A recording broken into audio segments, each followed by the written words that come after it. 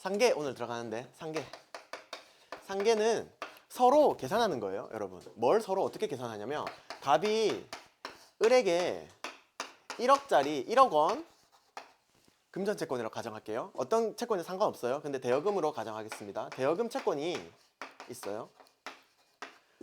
변제기가 25년 6월 30일입니다. 이 경우에 근데 여러분 생각해봐요. 이제 변제기가 도래를 했어. 변제기가 도래해가지고 갑이 을한테 야, 돈 줘 했단 말이에요. 근데 을이 실제로 돈이 없어. 재산이 없단 말이에요. 집행할 수 있는 재산이 없고 자력이 전혀 없어요. 그러니까 현실적으로 갑은 판결 선고받고 승소하겠지만 현실적으로 1억을 받을 수 있는 방법이 없단 말이에요. 그럼 갑은 이 상황에서 알고 봤더니 을도 갑에게 받을 돈이 있는 거예요. 1억 원이. 어떤 거든 상관없어요. 대여금 채권이든 예금 채권이든 임차 보증금 반환 채권이든 예금 채권이라고 가정을 해보겠습니다. 예금 채권. 근데 그거는 변제기가 12월 31일이에요. 자, 이 경우에 봐요. 아까 갑은 을에게 1억 원 대원 채권 달라고 소송해서 승소까지 다 했는데 정작 을에게 받을 돈이 없어서 현실적으로 갑은 돈을 받질 못해. 자기 채권이 전부가 안 돼.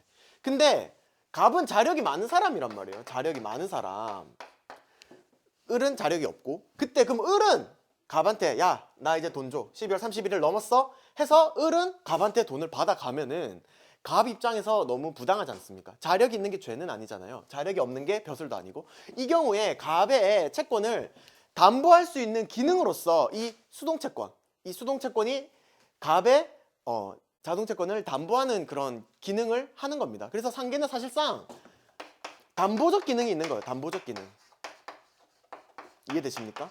담보적 기능이 있는 거예요. 담보적 기능. 갑의 채권을 보존해 줄 수 있는 그런 방안이 되는 거죠. 왜? 상계는 계약에 의해서 하는 게 아니라 물론 조문에 나와 있지만 상계하지 않기로 서로 합의한 상계 금지 특약은 무조건 유효하지만 상계라는 거는 갑을 보호하기 위한 것이기 때문에 일방적 의사표시로 가능한 형성권이에요. 형성권. 여러분 법학에서 형성권이 뭐죠? 형성한다는 게 뭐죠? 뭘 형성한다? 우리 상식적으로 뭔가 없다가 있는 건 형성하는 거죠. 근데 법에서는 있다가 없는 것도 형성하는 거예요. 권리관계를 발생시키거나 변경시키거나 소멸시키는 거 일방적으로 그거를 형성권이라고 해요. 따라서 갑이 야, 나 상계할게 하는 순간 상계가 되는 거야. 물론 요건이 맞아야겠죠. 어떤 요건? 여러분 상계라는 거는 갑을 보호하기 위하여 만들어진 건 맞지만 그렇다고 해서 을에게 부당한 침해가 되어서는 안 되겠죠. 을도 보호해 줘야 될 거 아니에요. 을을 보호하기 위해서 어떤 상계 요건이 필요하냐면 제일 중요한 게 일단 이 자동채권, 갑의 을에 대한 채권을 자동채권이라고 합니다. 상계하고자 하는 사람이 상계 대상자에게 갖고 있는 채권을 자동채권이라고 하고 그 상대방이 상계를 의사표시를 하는 사람에게 갖는 채권을 수동채권이라고 하는데 제일 중요한 요건이 뭐냐면 자동채권의 변제기가 도래해야 돼. 자동채권 변제기 도래. 이게 너무나 중요한 요건입니다. 여러분 생각해봐요. 을 입장에서는 아직 갑에게 대여금 채권을 줄 날이 오지도 않았어. 지금 2024년이야 예를 들면. 근데 갑자기 자기가 갑에 갖고 있는 이 채권까지 사라지게 만드는 이런 거를 인정해줘서는 안 되겠죠. 너무나 부당하잖아요. 그래서 적어도 우리 조문에는 조문만 놓고 보면은 마치 두 채권의 이행기가 모두 도래해야 될 것처럼 해석이 되지만 그렇지가 않다. 자동채권의 변제기만 도래하면은 갑 입장에서는 자신의 채권을 담보하기 위해서 형성권을 행사해서 상계 의사표시를 할 수가 있어요.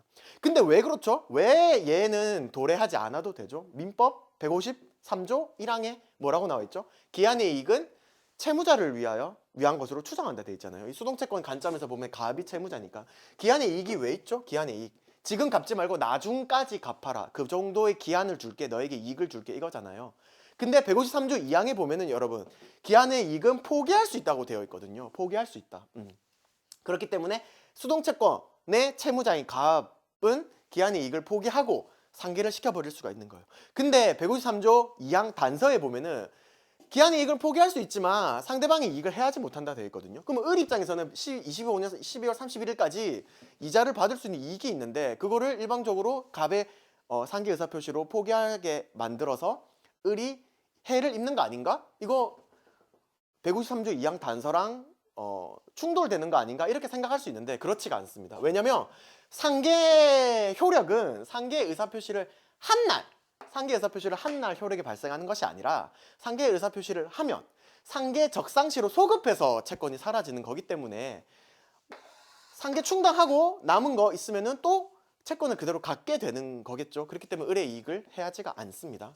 그래서 중요한 게 뭐냐? 자동채권 변제기가 도래해야 된다. 그 효력은 언제 발생한다? 상계 적상시로 소급한다. 상계 적상시로 소급한다. 이렇게 생각하시면 되겠습니다. 그래서 을을 보호하기 위한 게 있는데 자동채권의 변제기 도래뿐만 아니라 자동채권의 변제기뿐만 아니라 또 뭐 두 번째가 있어요. 자, 상계가 안 되는 채권이 크게 세 가지가 있는데 상계가 안 되는 채권이 크게 세 가지가 있는데 두 가지만 좀 외워봅시다. 하나는 항자, 동시에 항변권이 부착된 채권을 자동채권으로 한 상계가 금지돼요. 두 번째, 고의의 불법행위를 원인으로 한 손해배상 채권을 수동채권으로 한 상계가 금지돼요. 이 두 가지인데 자, 이거 항자 금지부터 설명을 드릴게요. 예를 들면 여러분 이게 지금 대여지금 채권이라고 예를 들었지만 임대차 보증금 반환 채권이라고 한번 예를 들어볼게요. 그러면 을 입장에서는 을이 임대인이겠죠. 을 입장에서는 갑이 임대차 보증금 반환 채권을 달라고 할 때 뭐 다른 금전 채권, 대여금 채권이 있긴 하겠지만 이 임대차 보증금 반환 채권 자체가 갑이 행사하기 위해서는 뭘 해야 되죠? 갑은 집을 비워줘야 되잖아요. 명도해야 되잖아요. 퇴거해야 되잖아요. 그러니까 을 입장에서는 갑의 임대차 보증금 반환 채권에 항변권이 부착되어 있죠. 동시에 항변권이. 뭐? 야, 너 나한테 돈 받으려면 일단 나가. 동시에 이행하자라는 항변권이 부착되어 있으니까 그렇지 않으면 어차피 갑은 돈을 못 받는데 일방적으로 상계 처리할 수가 없다는 겁니다. 오케이? 이해되시죠? 두 번째는 1억 원 채권이 있는데 1억 원 대여억 원 채권이 있는데 보니까 을이 재산이 없어요. 이제 갑 입장에서는 얘를 받을 수 있는 방법이 전혀 없어. 갑 입장에서 받을 수 있는 재산이 전혀 없는데 너무 열받아서 갑이 어느 날 을을 찾아가서 빠따로 뚝갑했더니 을이 치료하고 입원하고 정신적 손해배상 일실수까지 다 받았더니 그게 정확하게 1억 원이야. 1억 원 손해배상 채권을 갖게 된 거예요. 고의의 불법행위로 인해서. 중과실은 안 돼요. 고의만 돼요. 고의로 인한 불법행위 채권을 갖게 됐는데 갑이 이제 잘 됐다. 야, 너 나한테 1억 원 있고 나 너한테 1억 원 있으니 이거 상계 처리하자. 나 이제 너한테 이거 달라고 안 할게. 이게 안 된다는 겁니다. 왜? 상계는 갑을 보호하기 위한 기능인데 지금 이런 상계가 가능하게 하면은 마치 상계라는 제도가 채권자의 보복 수단으로서 활용되는 여지가 있잖아요. 그래서 이거를 금지하는 거다 해서 이거를 못하게 한다 해서 뭐 금지? 항자는 안 돼. 그 다음에 고수 안 돼. 이거 두 가지를 외워주시면 되겠습니다. 여기까지 하고 자